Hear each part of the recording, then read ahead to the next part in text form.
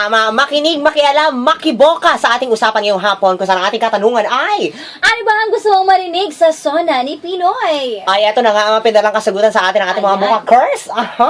Ito na unang kasagutan. Gusto kong marinig sa Sona ni Pinoy, dapat may sweldo na yung mga tambay. Oo nga naman.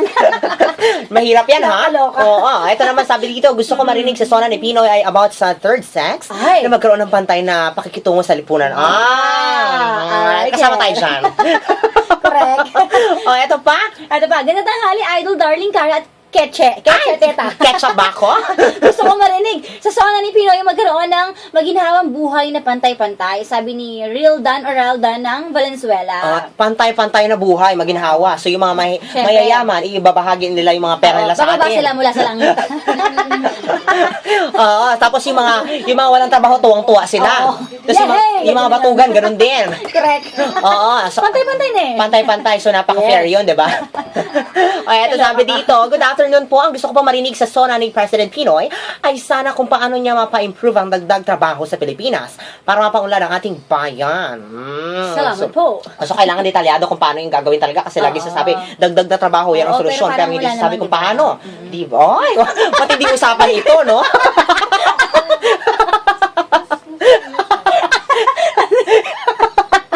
Okay, meron pa. Okay.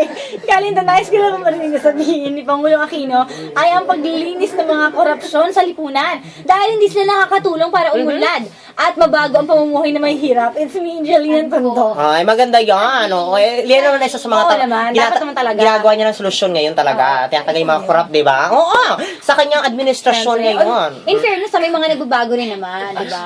Oo, baliba naman sa mukha ko.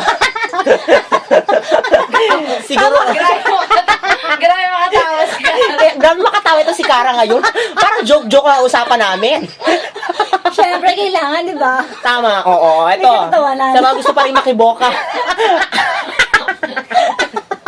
Okay, eto na. Sa mga gusto sumagot sa ating tanong, Yes. ibigay mo yung tanong. At tanong po ay, ano ba ang gusto marinig sa Sona ni Pinoy? Text mo lang yan sa 0939-706-2816. Oo, dahil mamaya makikiboka pa tayo sa isa't isa at itutok mo pa ang radyo mo. Kasama yung bukakero, si Kichi Tita. At syempre, kapiling mo ngayong Boka, Cara, si Cara Lambingera. Cara, boka! Nakabuka na. Dito sa 93.9 ay FM. Tara. Bakla. Hindi ka dito rin siya picture dito. Ano? Pero parang wala naman nagbabago. Yung ulo. Balik na tulak. Ay, nakarecord pala.